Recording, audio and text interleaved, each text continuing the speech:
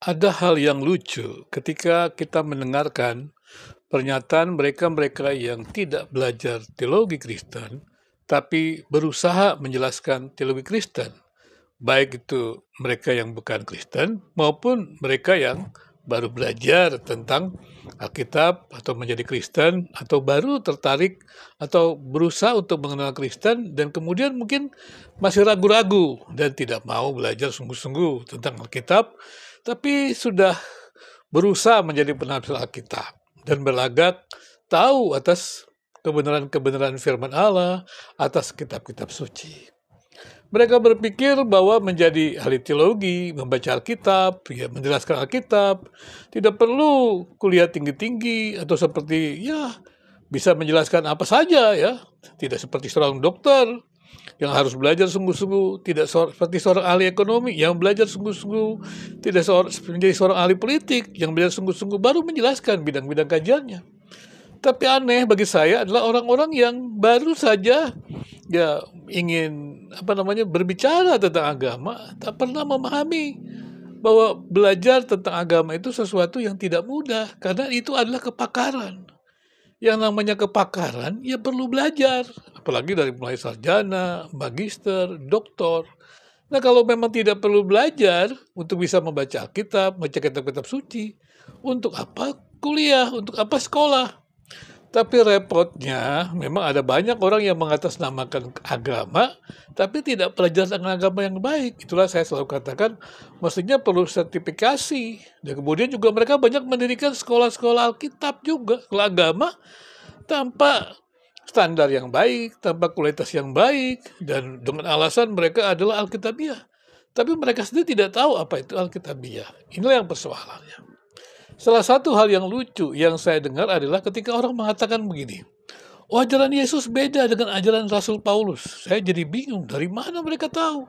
Itu coba lihat, yang dikatakan Yesus begini. Itu coba yang dikatakan Paulus begini. Jadi Paulus mendoktrin orang-orang Kristen, kata Koni Konstantia. Saya pikir gimana caranya, Paulus juga sudah tidak ada lagi mendoktrin orang Kristen. Saya jadi bingung, ini dapat dari mana cara belajar begini, begitu ya. Tapi saya perlu menjelaskan, yang namanya teologi Kristen, ya itu kan sekali lagi dikatakan bahwa kita itu mendapatkan kebenaran Allah melalui penyataan Allah atau wahyu Allah. Memang berbeda wahyu Allah yang diterima oleh Kristen dengan wahyu Allah yang diterima dengan Muslim. Jadi atau Islam. Jadi jangan tafsirkan secara sama. Nah, saya sedang bicara tentang wahyu Allah atau penyataan Allah yang dipercaya oleh Kristen. Orang berkata, bagaimana dengan Yahudi? Bagaimana? Kebenaran Allah itu dari awal penciptaan, kemudian yang dicatat sampai sekarang pun itu namanya kebenaran Allah. Kebenaran yang disampaikan oleh siapapun juga kebenaran Allah. Namun pertanyaannya begini, kenapa Alkitab dicatat? Alkitab dicatat itu tujuannya adalah supaya orang mengetahui bahwa bagaimana Allah yang Maha Kasih itu kemudian menebus dosa manusia ya melalui pengorbanan Kristus di kayu salib karena manusia sudah berdosa, dan kemudian bagaimana kabar sukacita itu didengar oleh orang lain dan kemudian orang yang mendengarnya itu hidup di dalam kebenaran Allah, hidup bersama dalam dunia ini dengan baik, memuliakan Allah. Karena Allah yang baik, Sang Pencipta yang baik itu bukan hanya memberikan kemuliaannya kepada orang-orang yang berkenan kepadanya, tetapi juga mendorongnya orang-orang itu untuk hidup dalam perdamaian. Nah, sekarang kembali kepada bagaimana kita membaca Alkitab atau menafsir Alkitab. Jadi firman itu atau Kristus Yesus itu yang menjadi manusia, kalau kita tahu bahwa pertama adalah Allah itu transenden. Allah itu tak dapat diindrai. Allah itu begitu agung dan mulia, tapi Allah yang agung mulia itu kan bisa membatasi diri, ya. Nah, melalui maka itu dikatakan Allah yang mulia itu menyatakan dirinya yang mulia itu melalui firman-Nya. Firman-Nya itu di dalam Allah, ya. Ya, firman Allah itu di dalam Allah. Firman itu adalah Allah. Dan firman itu kemudian menyatakan Allah. Firman itu tidak berawal seperti Allah tidak berawal. Jadi Bapa yang kekal itu, Bapa yang tidak berawal itu menyatakan dirinya lewat firman-Nya, ya, firman-Nya, dan kemudian juga Roh Kudus, ya, yang keluar dari Bapa dan Anak itu menyatakan Anak juga yang telah menggenapi jalan keselamatan yang ditetapkan oleh Yesus, oleh Allah sendiri. Jadi, seluruh kebenaran Allah dari manusia diciptakan, kemudian jatuh dalam dosa, dan segalanya itu dicatat untuk manusia mengetahui tentang kebenaran. Nah, kemudian bagaimana catatan Alkitab itu? Catatan Alkitab itu hanya mencatat hal-hal yang membuat orang mengetahui jalan keselamatan. Jadi jangan baca Alkitab ingin tahu segala sesuatu. Ya, jangan bertanya dari Alkitab, bukan pertanyaan yang ingin dikatakan oleh Alkitab. Mengerti ya? Artinya adalah Alkitab itu hanya menjelaskan jalan keselamatan. Ya, jalan keselamatan bagaimana Allah yang ada pada awalnya, ya, atau tidak berawal begitu. Allah yang ada tidak berawal dan kemudian menciptakan manusia yang berawal itu, menjelaskan dirinya kepada manusia, dan manusia itu harus hidup di dalam Allah itu. Maka kemudian dia menyatakan firman-Nya. Jadi Yesus itu adalah firman. Jadi kalau kita menjelaskan mengenai fakta Injil misalnya. Jadi kalau kita bicara tentang Yesus adalah firman yang menjadi manusia. Dan itu dijelaskan dalam peristiwa historis, yaitu dalam misalnya Matius, Markus, Lukas. Itu bicara fakta Injil. Nah, fakta Injil itu dijelaskan oleh Injil Yohanes. Dijelaskan juga oleh para rasul yang lain.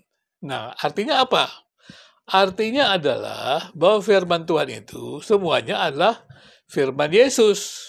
Walaupun dikatakan oleh Paulus, dikatakan oleh lain, itu adalah firman Allah, kebenaran Allah.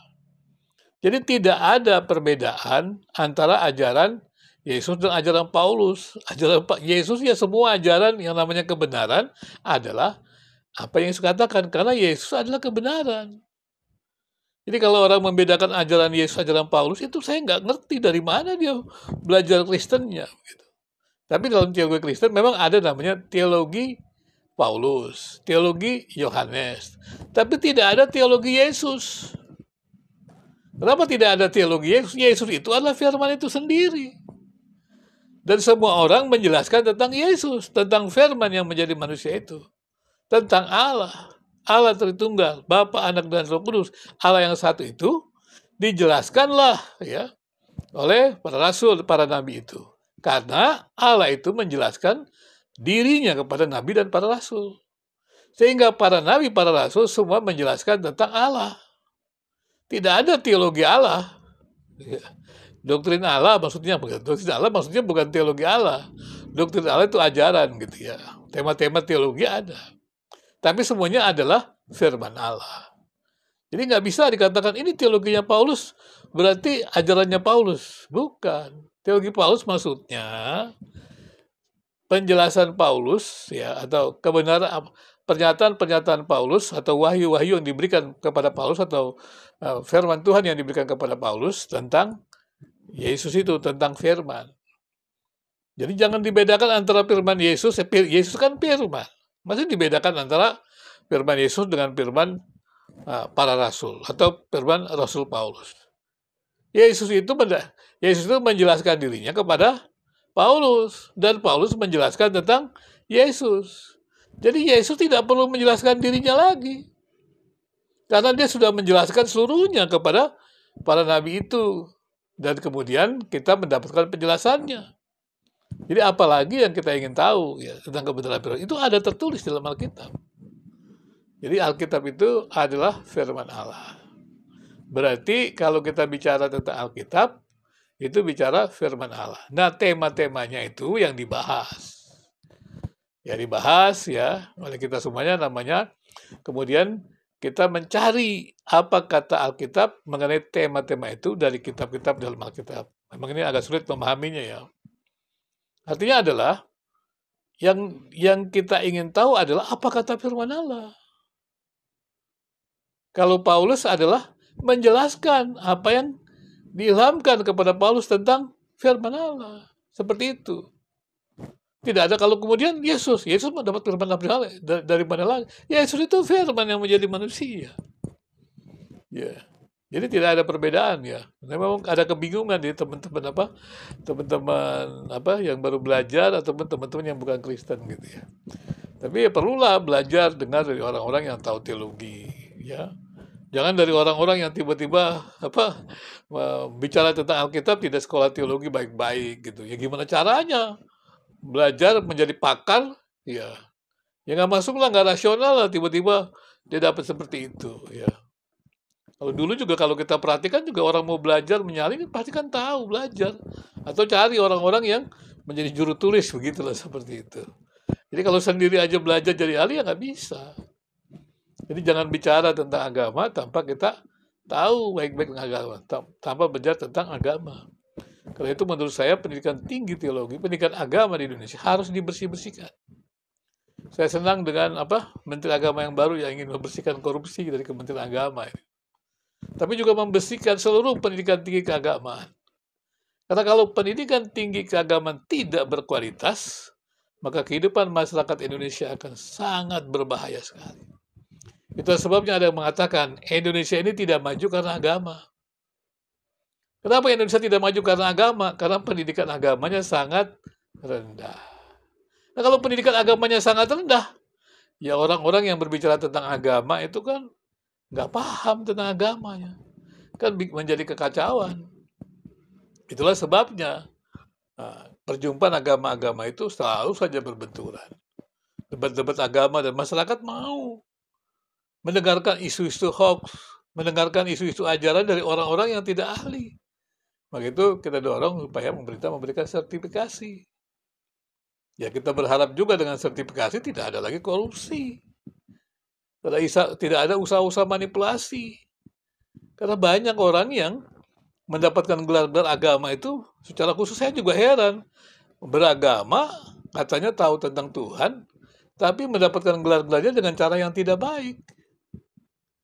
Nah ini kan lucu sekali. Nah kalau sampai seperti itu, ya gimana kita bisa maju?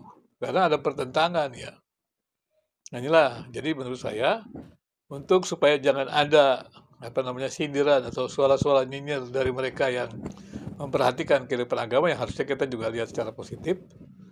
Kenapa dikatakan Indonesia tidak maju? Dikatakan karena agama. Bukan karena agamanya.